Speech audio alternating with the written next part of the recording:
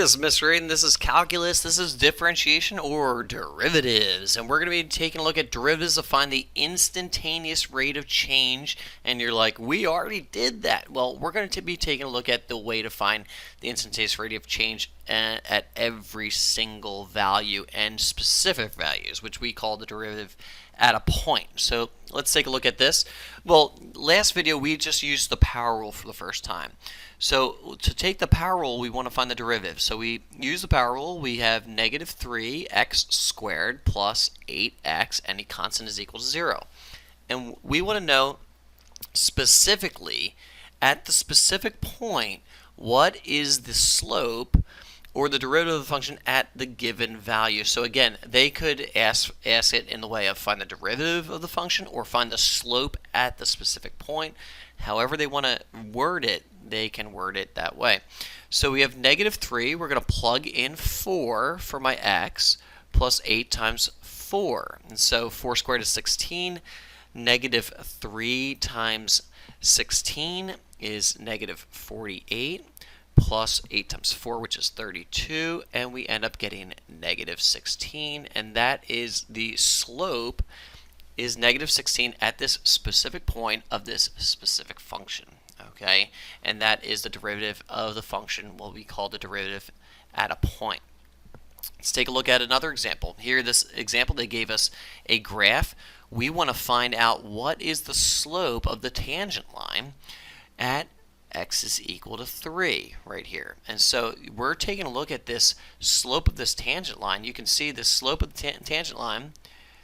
If I kind of draw a little bit of a tangent line right there at this specific point, it's very positive, isn't it? Okay, and so we're going to do the derivative using the power rule. The power rule ends up being 3x squared minus 6x, and any constant is 0. What are we going to do with our specific point? We're going to plug it in, my function. So 3 times 3 squared minus 6 times 3. 3 squared is 9. 9 times 3 is 27 minus 18, and that gives me a slope of 9. And this will have a slope equal to 9 because the derivative, what we call the f prime of my specific point of 3, is equal to 9 right here for this function. Let's take a look at here. We're going to find the equation to the tangent line. Okay, so again, anytime you see the term tangent or the equation to the tangent line, we're going to take the derivative. So the derivative of this function is 3x squared minus 4x. Again, we're using the derivative. Okay, now we want to find out the slope. The slope at this value of x, y. So my x value is 2. So I'm going to plug in 2. So we plug 3 times 2 squared minus 4 times 2. 2 squared is 4. 4 times 3 is 12. Minus 4 times 2 is 8 is equal to 4. So at this specific point, my slope is equal to 4. Or my derivative, my instantaneous rate of change, at this specific point on this graph, on this specific function, is equal to 4.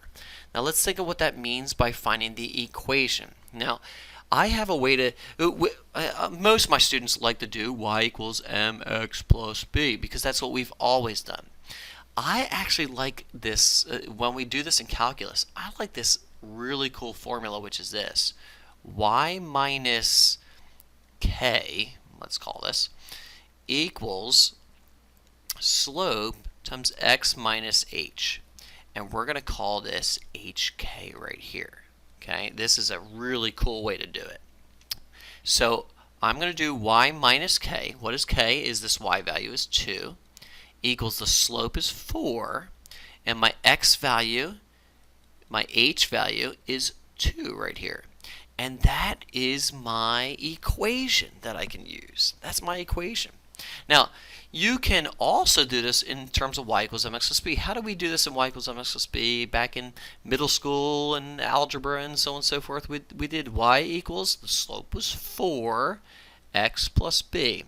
Now we plugged in our points. We plug in 2 here. We've plugged in 2 here to find my y-intercept. We have 8 plus what equals 2? 8 plus negative 6. So b has to equal negative 6. So my equation is y equals 4x minus 6. And so that is my equation. Now, the funny thing is, each of these equations are equal to each other. Okay? If you distributed this 4 and did 4x minus 8, you add it over, you get the same exact one. This one just takes, the y equals mx plus b equation just takes way more work. And that's why in calculus, I really like this equation. And why do I like this equation? It's easy. It saves me an extra step of finding my y-intercept. But I want to show you what this looks like, this exact function. So I'm going to come to right here on Geogebra. Remember, we were taking a look at 2, 2, this point right here at 2, 2.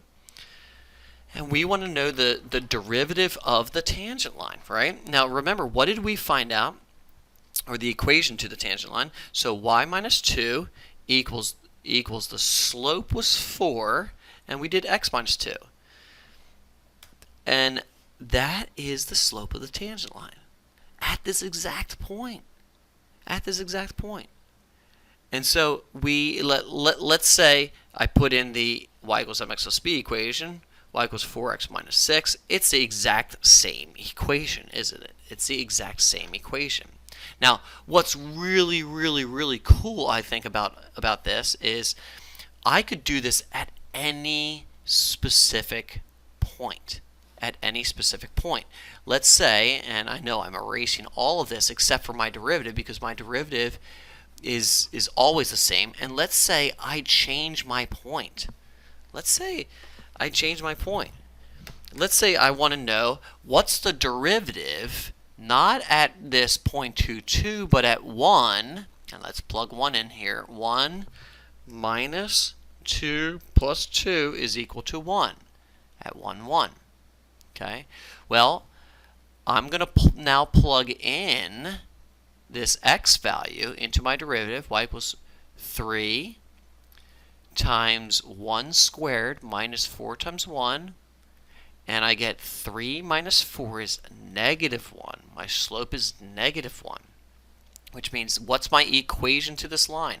Is y minus my k, y minus 1, equals, my slope is negative 1. X minus my first value of 1 right there. Okay, and so I have y minus 1.